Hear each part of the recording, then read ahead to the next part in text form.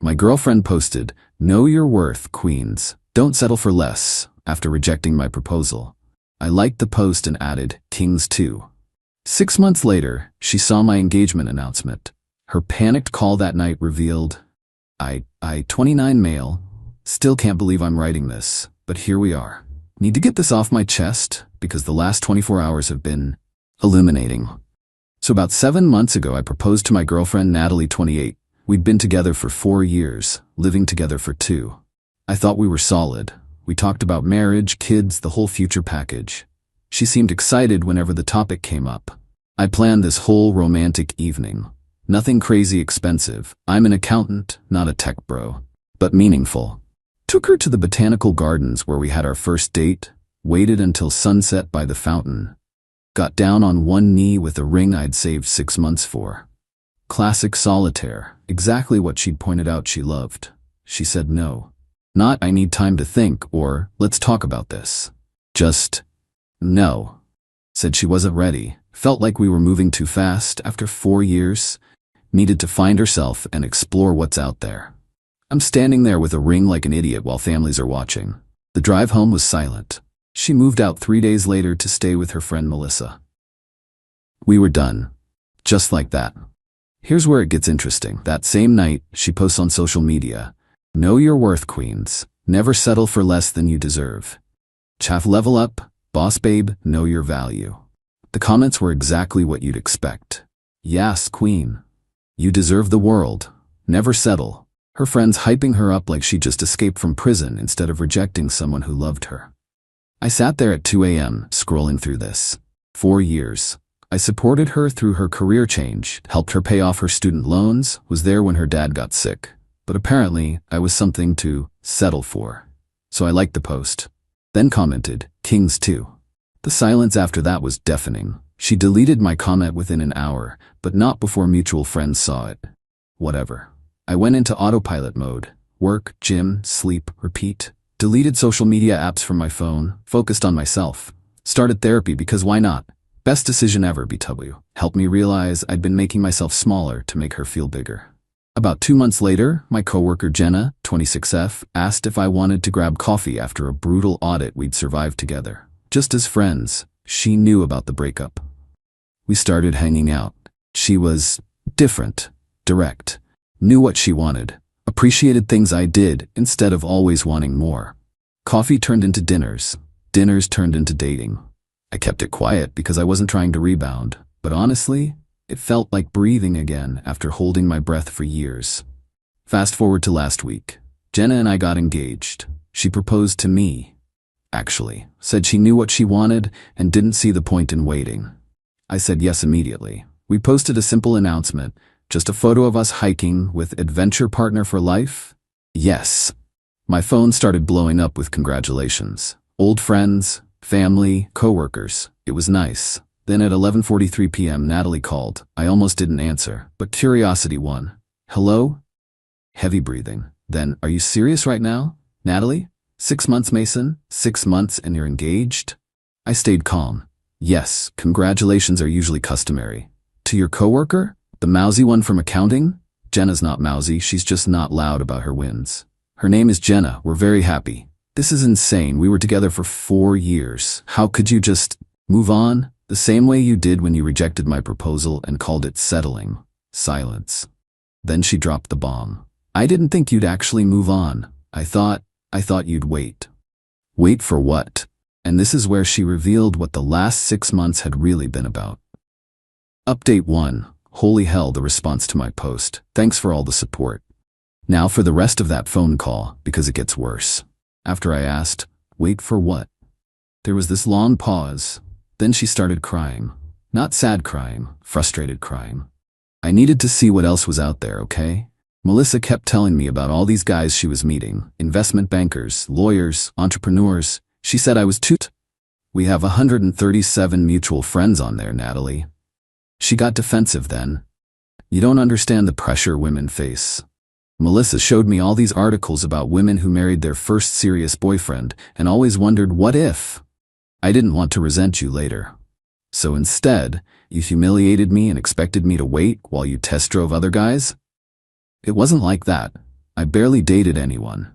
Now that was interesting. Barely? More silence. Then, the guys Melissa introduced me to were different than I expected. Turns out Queen Natalie's leveling up journey didn't go as planned. The investment banker only wanted hookups. The lawyer ghosted her after 2 dates when she wouldn't sleep with him.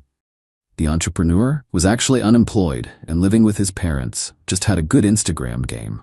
I realized pretty quickly that what we had was special. I was going to reach out at the 1-year mark, make it seem like I'd grown and was ready. You'd propose again, and we'd live happily ever after based on a lie?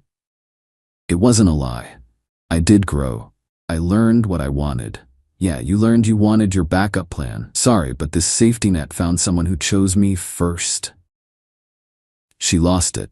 Started screaming about how Jenna was a downgrade and a rebound. How I was rushing into things to hurt her. How our mutual friends thought it was suspicious how fast I moved on. I stayed calm. Natalie, you ended our relationship. You made it clear I wasn't enough. I respected that and moved on. I found someone who thinks I'm her first choice, not her safe option after testing the market.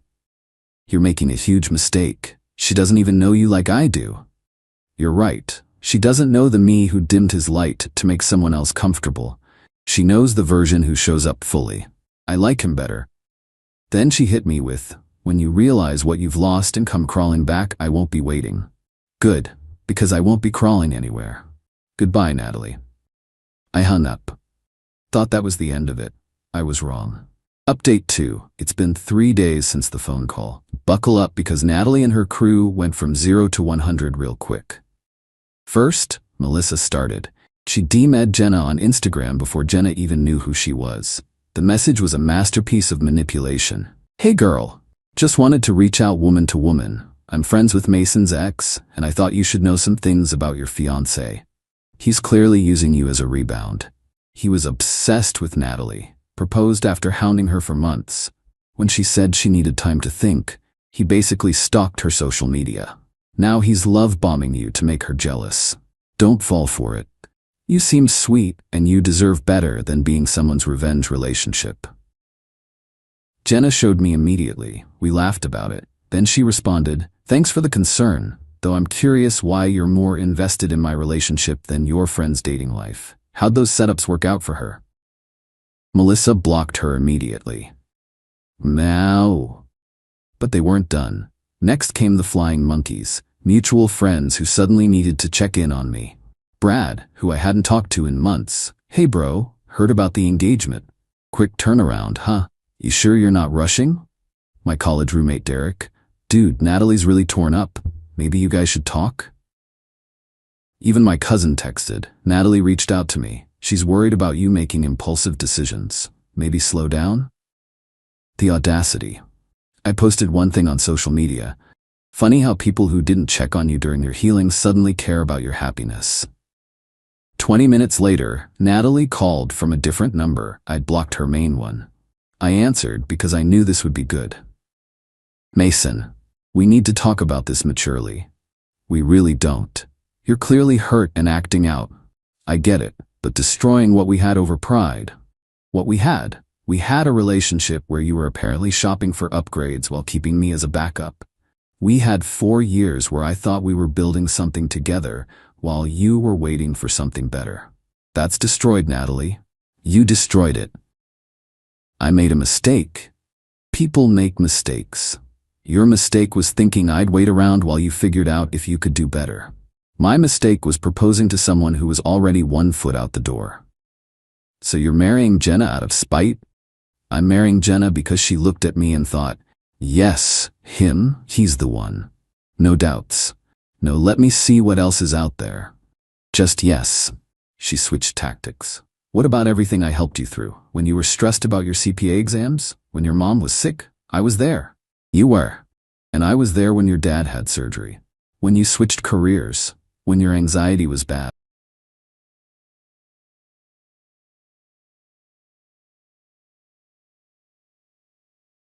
Analyze everything.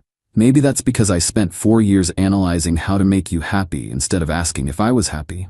Silence. Then in a small voice, were you not happy? I was happy enough. But enough isn't enough anymore. So that's it? You're throwing away 4 years for someone you've known for a few months? No, I'm choosing to build something new with someone who chose me first. Not as a fallback, not as a safe option, first. When this crashes and burns. If it crashes and burns, it'll still have been more honest than what we had. I hung up again. But the real kicker came yesterday.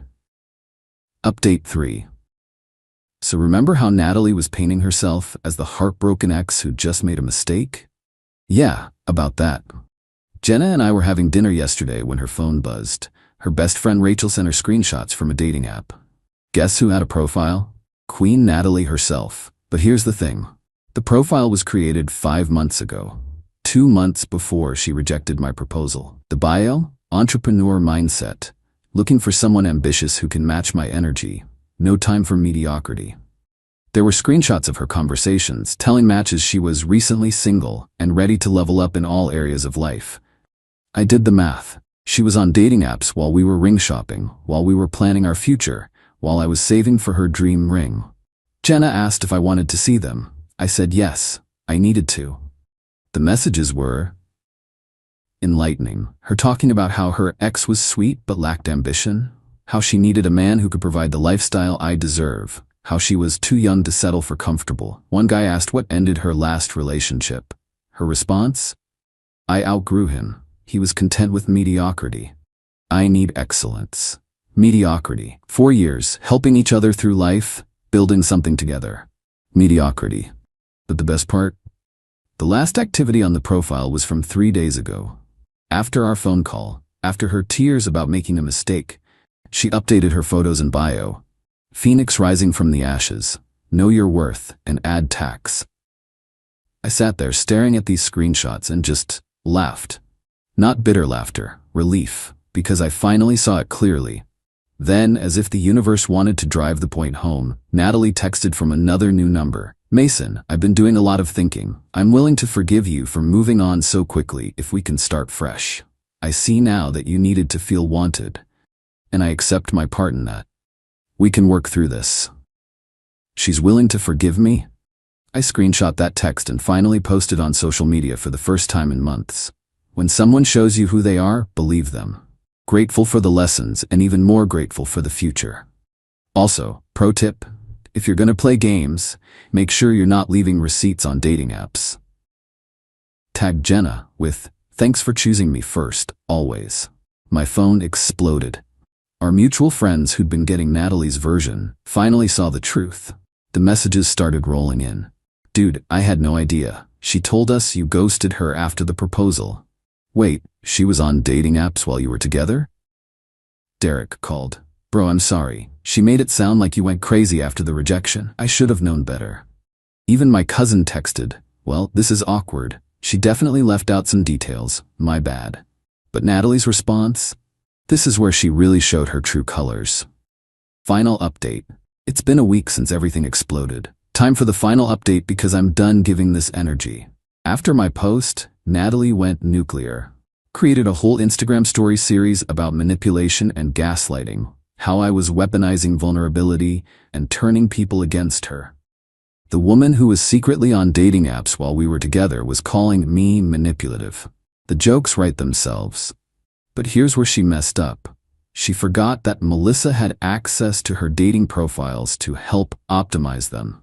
And Melissa, seeing the tide turn, decided to save herself. She leaked everything to our friend group. Turns out Natalie didn't just create the profile 2 months before rejecting me. She'd been actively dating for 5 months before the proposal. Not just browsing, going on actual dates, telling these guys she was single. There was a whole spreadsheet, I'm not kidding.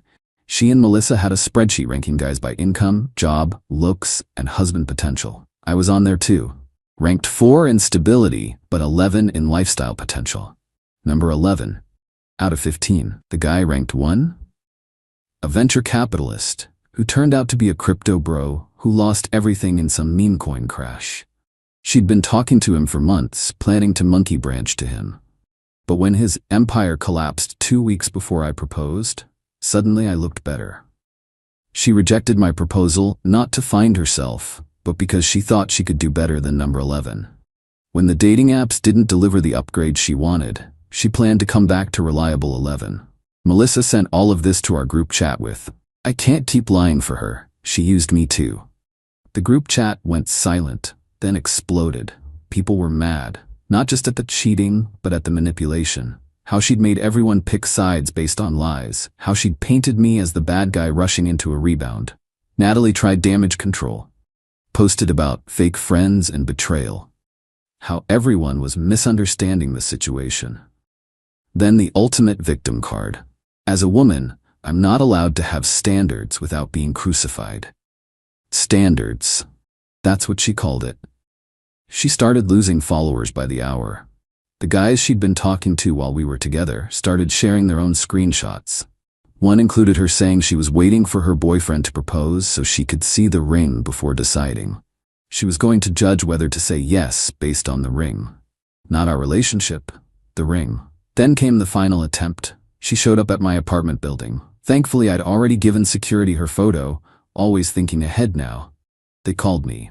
"There's a Natalie here demanding to see you. Says it's an emergency." "Is she injured or in immediate danger?" "No, sir." "Then it's not an emergency. Please ask her to leave. If she refuses, call the police." She left, but not before causing a scene that multiple residents filmed.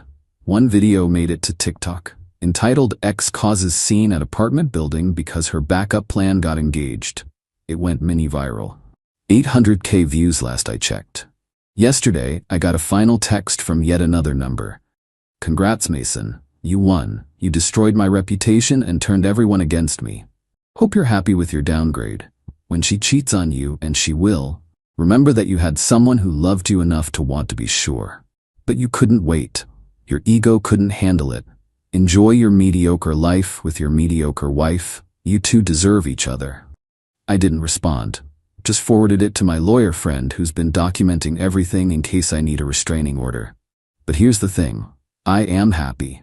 Genuinely, boringly happy. Jenna and I cook dinner together. We laugh at dumb TV shows. She leaves me notes in my lunch. I surprise her with flowers just because it's Tuesday. We're planning a small wedding because neither of us needs to prove anything to anyone. She saw me at my lowest and chose me anyway. I saw her at her most genuine and chose her back. No games, no spreadsheets, no backup plans. Natalie's right about one thing. We do deserve each other. As for her, last I heard, she moved back to her hometown, deleted most of her social media. Melissa posted some vague quotes about learning who your real friends are and growth through adversity. The Instagram post about knowing your worth? Still up. My comment is gone, but the internet remembers everything. Someone made it into a meme template. Know your worth, Queens, followed by screenshots of her dating profile while in a relationship. It's brutal, but I didn't make it or share it. Funny thing about worth, it's not about what you think you deserve. It's about what value you bring. I learned that the hard way. So did she. Anyway, I'm done with this chapter. Wedding planning is actually fun when you're with someone who wants to marry you, not the idea of what you could be manipulated into becoming. To anyone reading this in a similar situation, when someone shows you through their actions that you're an option, not a priority, believe them. Don't wait for them to figure out your value. Find someone who knows it from day one. And yeah, kings, know your worth too. Peace out. Edit. For everyone asking, yes, Jenna knows everything. She read all these posts before I posted them. She laughed at the spreadsheet and said, "Only number 11? Babe, you're clearly a top 3 in the right person's list. She's the real MVP." Also, to the people saying I moved too fast with Jenna, maybe? But when you've spent years in a relationship where you're constantly auditioning for someone's approval, being with someone who just knows is refreshing. We're not kids. We know what we want. Why wait? Final edit. Natalie found this post. Got a long email from a lawyer about defamation and emotional distress. My lawyer friend says it's nonsense. Truth is a complete defense, and I have receipts for everything. She's demanding I take it down and pay her $15 for damages to her reputation. The same reputation she destroyed herself by cheating and lying? Sure, Jan. My lawyer sent back a simple response. All statements are factual and documented. Please cease contact with my client. Any further harassment will result in appropriate legal action. Radio silence since then. Living well really is the best revenge. That and having a fiancé who finds the whole situation as absurdly funny as I do.